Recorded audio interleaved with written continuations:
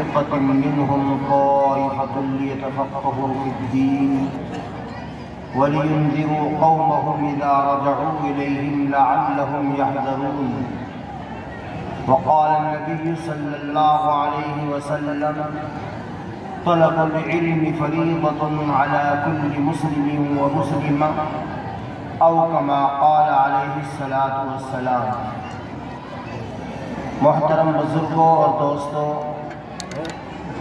یہ الحمدللہ آپ کا سالانہ اجلاس ہر سال ہی ہوتا ہے اور الحمدللہ مدرسے کے میدان میں ہوتا ہے، جہاں سے علم کی شعاعیں پھوٹتی ہیں اور طلباء اور طالبات یہاں سے پڑھ کے جاتے ہیں۔ محترم بزرگوں اور دوستوں، سن 1857 کے بعد ہندوستان میں مسلمانوں کا بچنا، زندہ رہنا ایک مشکل کام ہو گیا تھا۔ چاروں طرف ظلم و بربریت اور چاروں طرف ظلم و ستم کے پہاڑ مسلمانوں کے اوپر ڈھائے جا رہے تھے۔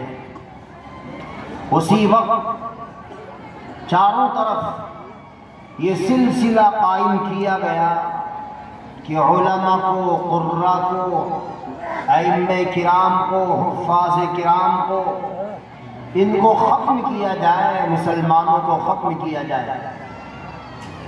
وائسرائے برطانیہ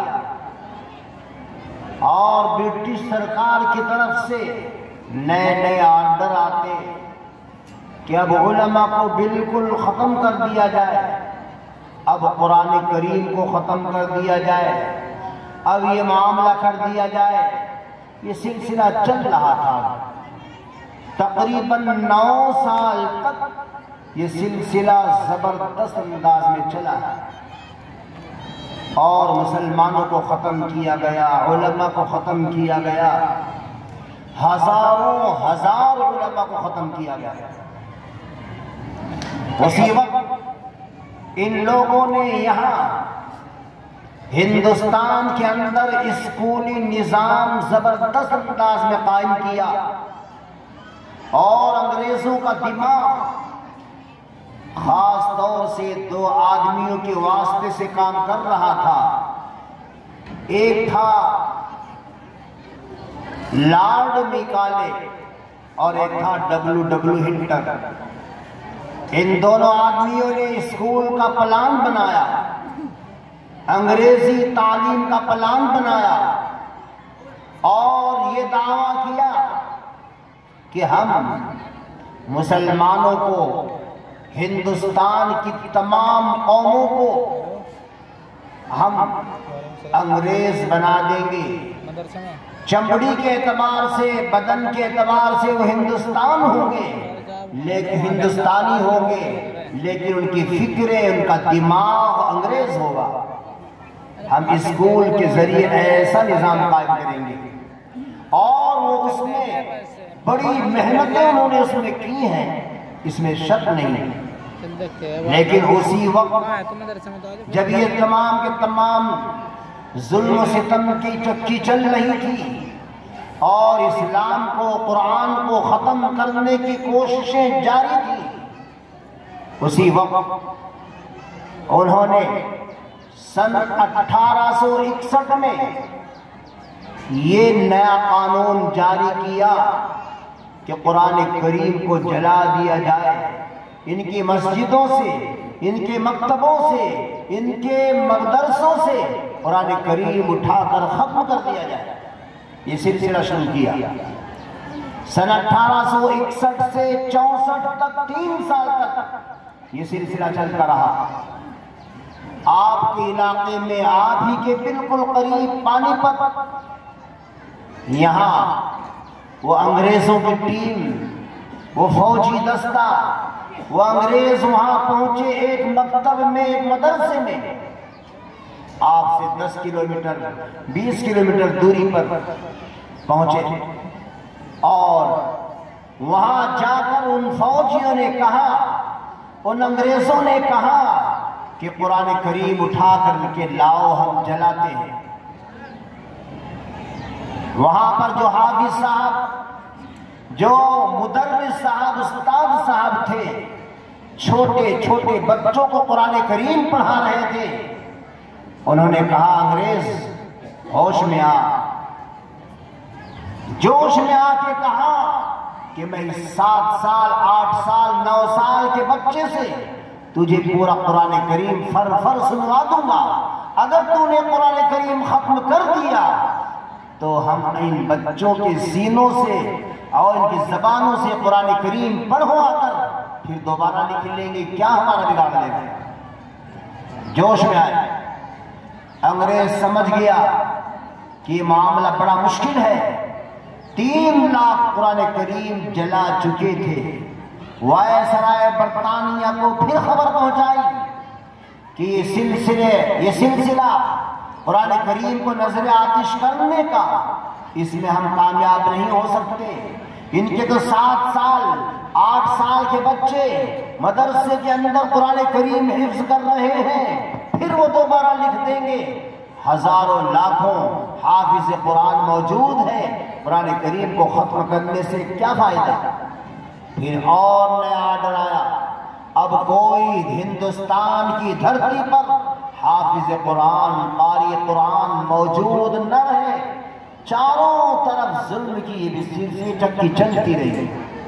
نتیجہ یہ ہوا کہ ایسا جو سلسلہ چلا اور لارڈ میکالے اور W ہنٹر، ان لوگوں نے یہ کوششیں کی اور اسکول کی تعلیم کو آگے بڑھایا، اور ہندوستان کے اندر گنے چنے حفاظ، گنے چنے علماء کرام، گنے چنے قرآن کرام باقی رہ گئے تھے۔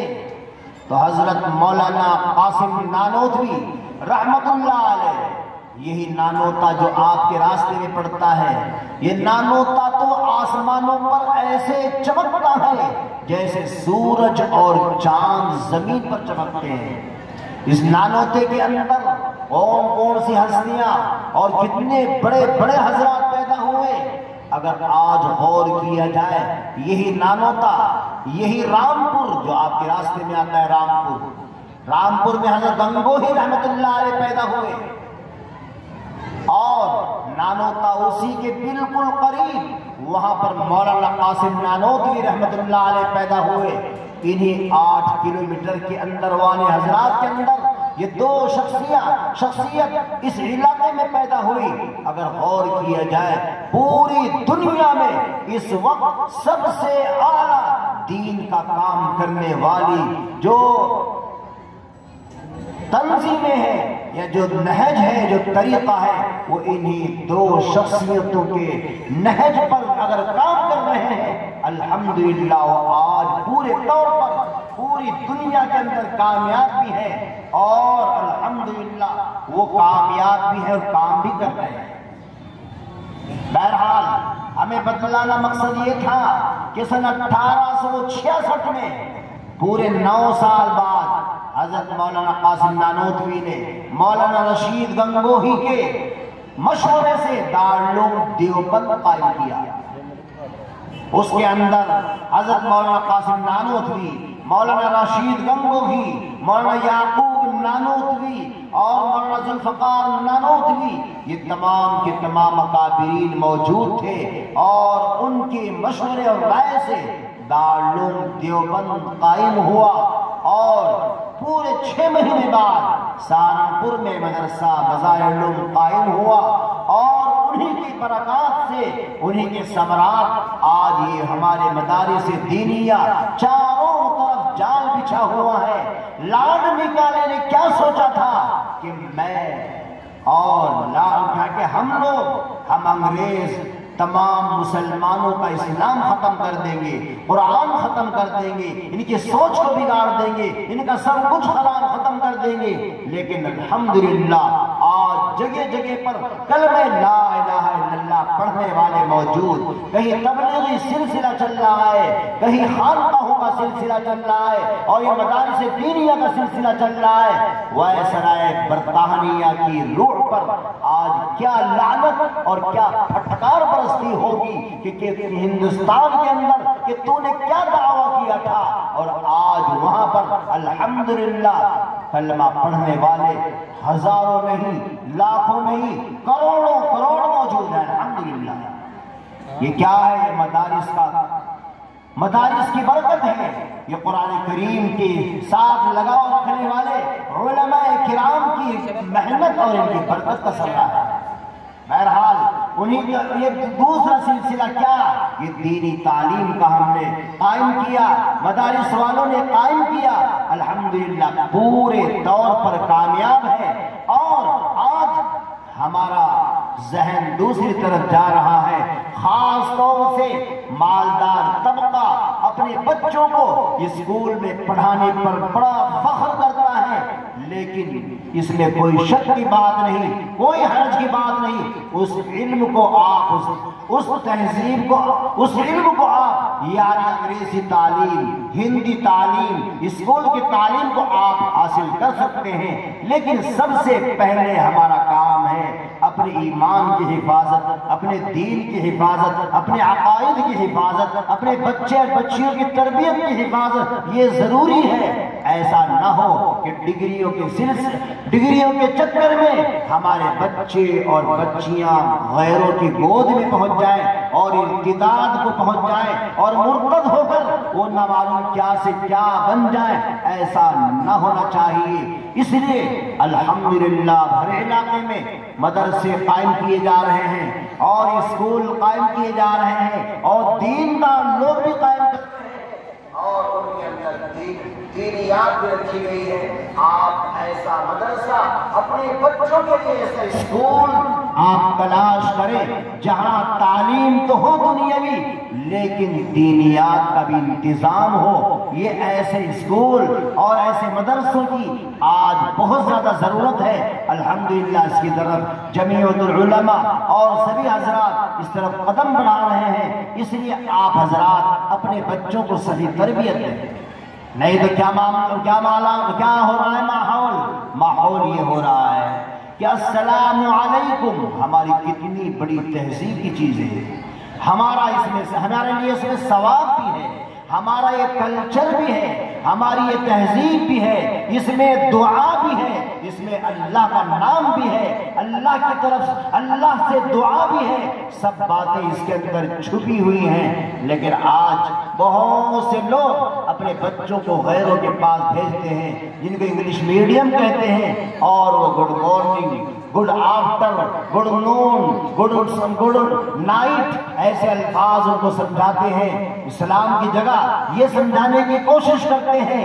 اور بہت سے ماں باپ جن کے دماغ پر لبرل کا لیبل لگا ہوا ہے، وہ سوچتے ہیں ہمارا بچہ دیکھو کتنی اونچی تعلیم حاصل کر رہا ہے اور لبرل بنتا ہوا جا رہا ہے، اور گڈ مارننگ گڈ نائٹ کتنی اچھی انگریزی بول رہا ہے، یہ خیال کرنے لگے ہیں۔ لیکن یاد رکھنا السلام علیکم ہماری تہذیب ہے اور شاندار تہذیب ہے، اسی کے اندر ہمارے لیے خیر و برکت ہے۔ چنانچہ ایک انگریز تھا یورپی ممالک میں، لیکن وہاں عرب بھی رہتے تھے، عربی لوگ۔ اس کا اکلوتا لڑکا مر گیا انگریز کا، وہ بیٹھا ہوا افسوس میں بیٹھا ہے، ہائے میرا لڑکا مر گیا۔ ایک ہی لڑکا، صبح ہی صبح لوگ آئے اور کہا انگریزوں نے آ کے سلام کی جگہ ہو تو گڈ مارننگ کہتے رہے، سب آتے ہیں، پھر گڈ آفٹر، پھر گڈ نون، پھر گڈ نائٹ، رات تک یہی سلسلہ چلتا رہا اور اسے غصہ آتا رہا اور کہتا رہا میرے لیے کیا اچھا ہوا، میرے لیے کیا اچھا ہوا، گڈ نائٹ، گڈ مارننگ، تمہاری صبح بھی شاندار رہی، آج دوپہر بھی شاندار، تمہاری شام کا نم، تمہاری رات بھی اچھی رہی، تمہاری شام بھی اچھی رہی۔ اور وہ افسوس میں گھٹا ہوا جا رہا ہے کہ مجھے اور زیادہ بد دعا دے رہے ہیں، تیرا ناس تو ہو ہی گیا، لڑکا تو گیا ہی، تیرا بھی ناس ہو، یعنی اور اچھا ہونا چاہیے۔ اس کا مطلب یہ ہے کہ صبح سے شام تک گڑ گڑ گڑ گڑ گڑ کرتے ہیں۔ تو ایک آیا اس کا دوست مسلمان اور عربی تھا، یہ انگریز عربی جانتا تھا، عربی ترجمہ جانتا تھا اور عربی تہذیب سے بھی واقفیت تھی۔ اس مسلمان نے آ کے کہا دوست نے، السلام علیکم یا حبیبی، دوست السلام علیکم۔ اس نے آ کے یہ کہا دوست تم پر سلامتی ہو، تم سلامت رہو، تم زندہ رہو، تم باحفاظت رہو۔ یہ آ کے جو اس نے کہا ترجمہ اس کا یہی ہے، وہ ترجمہ سمجھتا تھا۔ اس نے فوراً کہا لا الہ الا اللہ محمد الرسول اللہ صلی اللہ علیہ وسلم۔ اگر کہیں تہذیب ہے تو اسلام میں ہے، اگر کوئی کلچر ہے تو وہ اسلام کے اندر ہے، اگر کوئی قوم ہے تو مسلمان ہے جن کے پاس اتنی اونچی تہذیب ہے کہ صبح سے شام تک میرے لیے جتنے انگریز آئے بد دعا کرتے رہے، تیرا اچھا ہوا ناس ہوا، تیرا لڑکا مر گیا تیرا اچھا ہوا، تیرا لڑکا مر گیا بہت اچھا ہوا، تیرا لڑکا مر گیا اور اچھا ہوا، جب شام تک گڑ ہی گڑ ہے۔ بہرحال اور یہ آیا مسلمان میرا دوست، اس نے آ کے مجھے یہ کہا کہ جو ہوا ہوا، اللہ تعالیٰ تجھے تو سلامت رکھے۔ اس نے آ کے جو مجھے دعا دی ہے، مجھے یہ تہذیب پسند آئی ہے، اس لیے میں کلمہ پڑھتا ہوں لا الہ الا اللہ محمد الرسول اللہ۔ ہمارے تو ایک ایک لفظ میں ایسی ایسی برکتیں چھپی ہوئی ہیں، اس لیے غیروں کی تہذیب سے ہمیں بالکل مرعوب نہ ہونا چاہیے کہ شادی کے موقع پر کھڑے ہو کے کھانا کھائیں، لیکن عجیب بات ہے اپنے گھروں میں بیٹھ کے کھاتے ہیں اور جب پیلس میں پہنچتے ہیں پتہ نہیں شیطان پیٹ میں کیسے گھستا ہوگا اور وہ کھڑے کر کے بے چین کر دے پیٹ میں جا کے ایسے، اور کھڑا ہو کے پھرے چاروں طرف، اس میں پیلس میں ہاتھ میں ہڈا بھی کھا رہا ہے، نان بھی سنبھالنا ایک ہاتھ سے، پلیٹ بھی سنبھالنی۔ عجیب و غریب نقشہ ہوتا ہے اسے، اگر فوٹو اٹھانا جائے تو یہ سوچے گا یار کتا بھی ایسے انداز میں بوٹی توڑتا ہے جس انداز پر تو توڑ رہا ہے، بالکل وہی انداز ہوتا ہے جو کتا تو اب کہنا نہ چاہیے، ڈوگ کہنا چاہیے، انگریزی پڑھے لکھ کے زیادہ ہو گئے۔ بہرحال تو اس انداز پہ کھانا کھانے کو پسند کرتے ہیں۔ پیارے نبی صلی اللہ علیہ وسلم کھانا کھا رہے تھے، آپ صلی اللہ علیہ وسلم نے ذرا دیوار سے سہارا لگا کے کھا گئے، دیوار سے سہارا لگا کے کھایا۔ فوراً جبریل امین آئے اور آ کر کے ارشاد فرمایا کل ما یاکل العبد امام سیدہ، فرمایا یا رسول اللہ آپ ایسے کھائیں جیسے غلام اپنے آقا کے سامنے تواضع کے ساتھ بیٹھ کے کھاتا ہے، ایسے انداز پہ کھائیں، سہارا نہ لگائیں، ٹیک نہ لگائیں۔ تو پیارے نبی صلی اللہ علیہ وسلم کی جو تہذیب ہے، ہمارے پاس جو تہذیب ہے، کون سی تہذیب ہے؟ آسمان سے آئی ہوئی تہذیب ہے، وہاں سے سکھلائی ہوئی تہذیب ہے۔ اس لیے ہم اپنے بچوں کو دنیاوی تعلیم تو دیں، لیکن یاد رکھنا، ان کا ذرا یہ خیال رکھنا وہ ڈگری لا رہے ہیں، کہیں ڈنگری تو نہیں لا رہے ہیں۔ ڈگری لائے وہ ڈگری لائے، ڈنگر نہ لائے، ڈگری لائے ڈنگری نہ لائے۔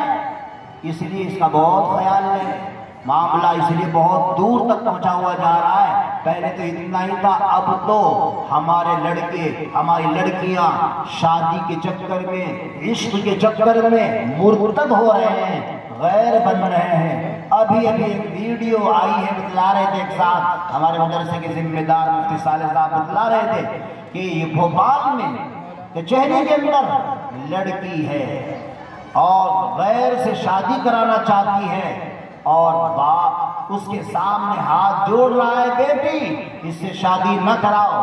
وہ باپ کو جھڑک رہی ہے، نہیں نہیں میں شادی اسی سے کراؤں گی۔ 5 سال جج نے پوچھا یہ تو کیوں کر رہی ہے اس سے شادی، کیسے تعلق ہوا؟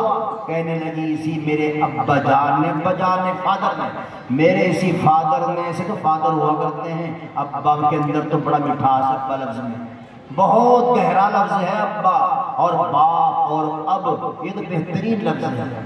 وہ فادر بہرحال میرے اس فادر نے 5 سال پہلے مجھے یہ موبائل لا کے دیا تھا، میں اس کو چلایا کرتی تھی، یہ کسی طرح ٹچ ہو گیا اس لڑکے کے ساتھ، اس سے میرا عشق اور معاشقہ ہو گیا اور ہم نے ایک دوسرے کا پتہ نکال کے آج ہم نکاح کرنے کے لیے چلے ہیں۔ اسی باپ نے مجھے یہ موبائل خرید کر کے دیا ہے، آج مجھے یہ شادی کرنے سے منع کیوں کرتا ہے؟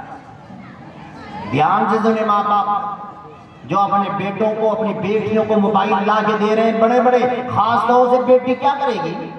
علاوہ کوئی کاروبار اس کا نہیں، کسی سے بات نہیں کرنی، اگر بات کرنی تو شوہر سے کرنی، بعد میں کرنی شادی کے بعد، اس سے پہلے کیا بات چیت؟ گھر میں اس کے بھائی موجود، گھر میں اس کی بہن موجود، کبھی چھوٹے موبائل سے بھی یہ کام چل سکتا ہے، بڑا موبائل کیوں دیا؟ نتیجہ یہ ہے معاملہ خراب ہوتا ہے۔ آج سے 7-8 سال پہلے جامع مسجد میں صبح ہی ایک آدمی آیا، بوڑھا، بڑے میاں، داڑھی تھی اس کے، کہنے لگا جی بھیٹ کدھر ہے؟ ہم لوگوں نے کہا بھائی بھیٹ تو ادھر ہے، کیا بات ہے؟ رونے لگا، کہنے لگا میری لڑکی، میں بجنور سے آیا ہوں، لڑکی بھیٹ کا غیر مسلم لڑکا ہے اور اس موبائل پہ تعلق ہو گیا، وہ وہاں بھاگ آئی ہے، اس کو تلاش کرتا پھر رہا ہوں، یہ حال ہے۔ اس لیے آپ لڑکوں کو لڑکیوں کو تعلیم دیں، لیکن یاد رکھیں ان کی فکر بھی کریں کہ کہاں ان کا موبائل ہے، کہاں وہ موبائل کو لگا رہے ہیں، اور لڑکی کے پاس تو بڑے موبائل کا کوئی مطلب نہیں تو معاملہ کیا ہوگا؟ رشتے ناتوں میں پریشانی ہوتی ہے، بلیک میل کرتے ہیں لڑکے جن کے پاس اس کا موبائل پہنچا ہوا ہوتا ہے اور بات چیت ہی ہوتی ہے۔ اس لیے لڑکیوں کے لیے تو بڑا موبائل زیادہ خطرناک ہے۔ بہرحال علم کے لیے آپ حضرات یہاں آئے، اپنے بچوں کو یہاں پر بھیجا اور یہاں پر تعلیم ہو رہی ہے الحمدللہ، اور قرآن کریم کی تعلیم کتنا بڑا عمل نبی اکرم صلی اللہ علیہ وسلم نے ارشاد فرمایا۔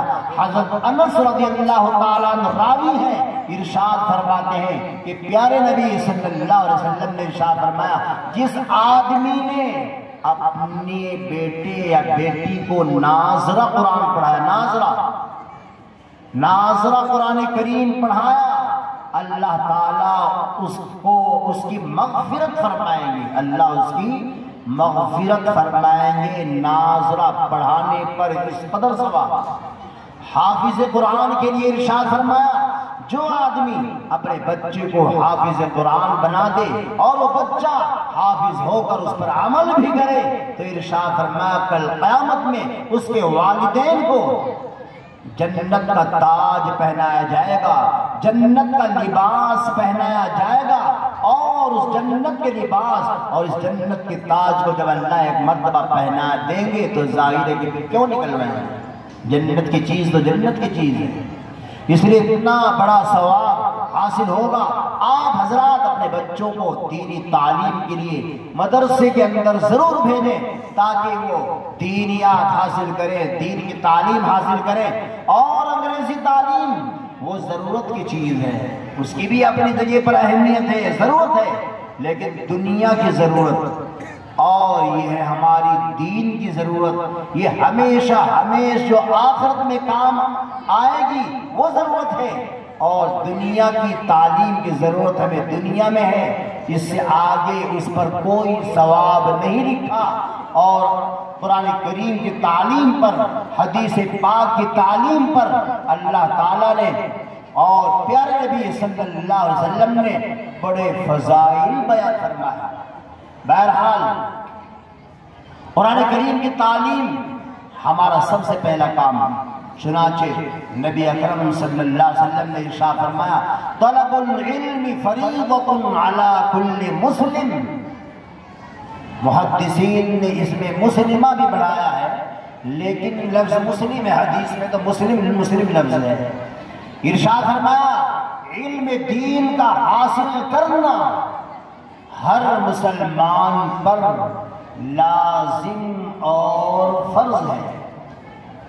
اگر ماں باپ نے قرآن کریم بچوں کو نہ سکھایا، نماز روزہ ان کو نہ سکھایا، تو کل قیامت میں ان سے پوچھ ہوگی الا کلکم راع وکلکم مسئول عن رعیتہ او کما قال علیہ الصلوۃ والسلام، خبردار تم سب کے سب نگراں ہو نگراں اپنی رعیت کے متعلق، یعنی اپنے ماتحت، اپنے آل اولاد، اپنے نوکر چاکر، اپنے چھوٹے، اپنے طلبہ، ان کے متعلق کل قیامت میں سوال ہوگا کہ تم نے ان کی دینی دیکھ بھال کی تھی یا نہیں، ان کی تربیت کی تھی یا نہیں۔ واللہ انبتکم من الارض نباتا، اللہ تعالیٰ نے تمہیں پیدا کیا ہے زمین سے، اللہ تعالیٰ نے تمہیں زمین سے پیدا کیا، اللہ تعالیٰ نے تمہیں مٹی سے پیدا کیا۔ مفسرین نے بیان کیا دیکھنے میں تو اتنی بات معلوم ہو رہی ہے کہ مٹی سے پیدا کیا، کوئی خاص بات نہیں لگتی، لیکن دھیان کریں تو آپ کو معلوم ہوگا کہ اس کے اندر کیا راز چھپا ہوا ہے کہ اللہ تعالیٰ نے تمہیں مٹی سے پیدا کیا۔ دو باتیں مفسرین نے یہاں پر خاص طور سے بیان کی ہیں کہ بچوں کی تعلیم و تربیت کا خیال کریں۔ ایک تو یہ بات نکالی ہے کہ اپنے بچوں کی تربیت کریں، جیسے مٹی اور آپ کی زمین اور آپ کی کھیتی، ظاہر ہے کھیتی، یہ زمین، یہ کھیت جب تک ہمارا ہے، جب تک ہم اس کی دیکھ بھال کریں گے، نگرانی کریں گے، اور اگر آپ اس کی نگرانی چھوڑ دیں، آپ کا کھیت ہے، آپ کے نام ہے، رجسٹری بھی آپ کے نام، سب کچھ آپ کے نام، صرف 5 سال آپ اپنے کھیت پر نہ جائیں، بڑا رجسٹری ہو آپ کے نام، کانٹے ملیں گے، سام ملیں گے، بچھو ملیں گے، کیڑے مکوڑے ملیں گے، آپ وہاں سے 1 من اناج نہیں لا سکتے اور کوئی چیز اچھی وہاں سے نہیں لا سکتے۔ 6 مہینے اور 6 سال، 5 سال، 2 سال آپ اس کی دیکھ بھال چھوڑ دیں، سب ختم۔ تو ایسے ہی انسان، یہ بچے اللہ تعالیٰ نے مٹی سے پیدا کیے، اور مٹی کی خاصیت ہے جب تک ہم اس کھیت کی نگرانی کریں گے، اس مٹی کی نگرانی کریں گے، اس زمین کی نگرانی کریں گے، جب تک ہمیں یہ غلہ بھی دے گی، آم بھی دے گی اور پھل دے گی، سبزی دے گی، لیکن اگر ہم نے نگرانی چھوڑ دی تو کچھ نہیں ملے گا۔ بالکل یہی مثال ہمارے بچوں کی ہے کہ یہ زمین سے پیدا ہوئے، یہ مٹی سے پیدا ہوئے، اگر ان کی نگرانی چھوڑ دی، ان کی تربیت کی کوشش نہ کی، ان کی تعلیم کی کوشش نہ کی، انہیں دیندار نہ بنایا، انہیں اخلاق نہ سکھائے، انہیں نماز روزہ نہ سکھایا، یاد رکھنا جب یہ بالغ ہوں گے تو سانپ اور بچھو کی طرح حملہ کرنے والے ہوں گے ماں باپ پر۔ کیوں؟ ان کی نگرانی چھوڑی۔ ماں باپ جانتے ہیں جب وہ پھر کیسے نافرمان ہو جاتے ہیں، شروع میں سوچتے ہیں یہ تو ہمارا بچہ ہے، یہ تو ہمارا بچہ ہے، کیا کر لے گا، کوئی خاص بات نہیں ہے، لیکن جب 60-70 سال کا بوڑھا ہو جاتا ہے، ہاتھ پاؤں کام نہیں کرتے، ایسے ہلتے ہیں، اور یہ لڑکا جھٹک کے چلا جاتا ہے۔ کیوں؟ اسے تربیت نہیں دی، اسے ماں باپ کا اخلاق کے آداب نہیں سکھلائے، بڑوں کے آداب نہیں سکھلائے، چھوٹوں کے آداب نہیں سکھلائے۔ ایک شخص حضرت عمر بن خطاب رضی اللہ تعالیٰ عنہ کی مجلس میں حاضر ہوا اور آ کر کے عرض کیا، باپ تھا، باپ نے آ کر عرض کیا، یا امیر المومنین، میرا لڑکا نافرمان ہے، میری بات نہیں مانتا۔ حضرت نے بیٹے کو بلایا، بھائی کیا بات ہے، تمہارے ابا جان تمہاری شکایت کر رہے ہیں۔ بیٹا ہوشیار تھا، کہنے لگا، یا امیر المومنین بتلائیے، میرے ہی ذمے تمام کے تمام حقوق ہیں یا میرا بھی کوئی حق تھا باپ کے ذمے؟ عمر بن خطاب نے فرمایا، پہلا حق تمہارا ہی تھا، بعد میں تمہارے اوپر تھے۔ پہلا حق کیا ہے؟ 3 حق ہیں۔ پہلے حق بیٹے کے باپ پر، بیٹی کے حقوق باپ پر کتنے؟ 3 حق ہیں۔ نمبر 1، اچھی ماں سے شادی کرے۔ نمبر 2، اچھی ماں، دیندار ماں سے شادی کرے، اخلاق مند ماں سے شادی کرے، قرآن کریم پڑھی ہوئی سے شادی کرے۔ اور اب یہ بتلاؤ کہاں تک پڑھی ہوئی، پہلے سے ڈگری دکھلاؤ تب رشتے کی بات چلے گی۔ واہ جی، بڑے میاں بڈھا بھی جو بالکل پھوسٹ ہو گیا وہ بھی کہے تعلیم یافتہ ہے نہیں ہے تعلیم یافتہ، کہا بھی جاتا تعلیم یافتہ یافتہ جو کہے گا جب جان ہو۔ بہرحال تو اس لیے وہ بھی کہے گا کہ کہاں تک پڑھی ہوئی ہے۔ سب سے پہلے یہ سوال آ رہا ہے، حالانکہ سب سے پہلا سوال کیا تھا؟ بچی دیندار ہے یا نہیں، یہ ہے سوال سب سے پہلا۔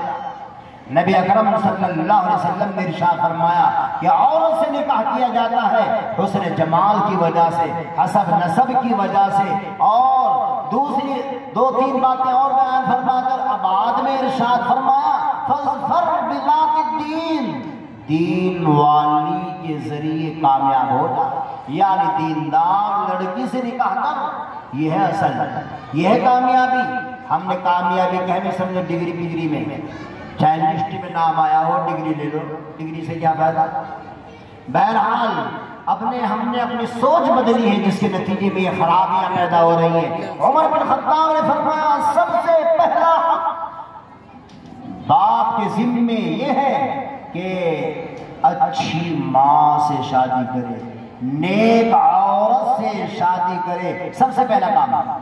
نمبر 2، ارشاد فرمایا حضرت عمر بن خطاب رضی اللہ تعالیٰ عنہ نے جب بچہ پیدا ہو جائے تو اس کا اچھا نام رکھے، فلمی ایکٹروں پر نہیں، عورتوں کا گھڑا ہوا نہیں، کوئی شرعیرہ رکھ رہی ہے اپنی لڑکی کا نام، خیریرہ ہی رکھ دیتی، کوئی مجرمین رکھ رہی، مجرمین کا ترجمہ تو یہ ہے بہت سارے مجرم پاپی، یہ معلوم قرآن میں آیا، قرآن میں تو شیطان کا نام بھی ابلیس کا بھی۔ بہرحال کوئی ٹنکو، کوئی سنکو، کوئی پنکو، کوئی گڈو، کوئی سونو، کوئی سونی، ایسے ایسے نام، کوئی نام ہے، اور کوئی شاہ رخ خان، کدھر کی نیت کری کہ یہ بھی ایسے ہی ایکٹنگ کرتا پھرے گا، پھدکتا پھرے گا پورے ماحول میں، ادھر کی نیت کری تو ایسا ہی بنے گا وہ۔ ہمارے پاس نام اتنے اتنے اتنے کے شمار کرو، آپ کے شمار نہیں کیے جائیں گھنٹوں۔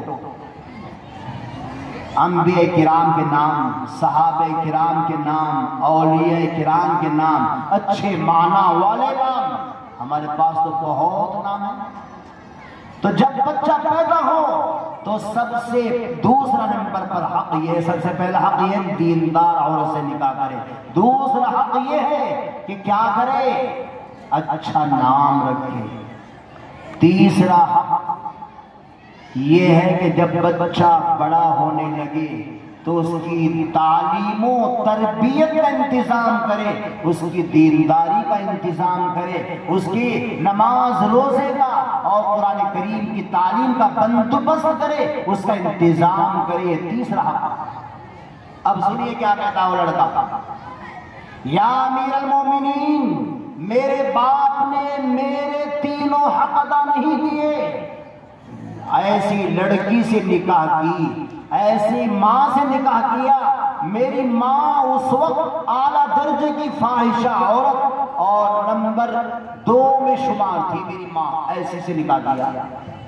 نمبر 2، میرا نام رکھا جعل، جعل کہتے ہیں نالی کے کیڑے کو، یہ نام رکھا جعل۔ تیسرے نمبر پر، یا امیر المومنین، مجھے کوئی اچھی بات باپ نے نہیں سکھائی، نہ میری تعلیم کا انتظام کیا، نہ میری کوئی تربیت کی، نہ مجھے دین بتلایا، نہ مجھے کلمہ صحیح طور سے سکھلایا، مجھے کچھ نہیں سکھلایا۔ حضرت عمر بن خطاب کے الفاظ سنو ایسے ماں باپ،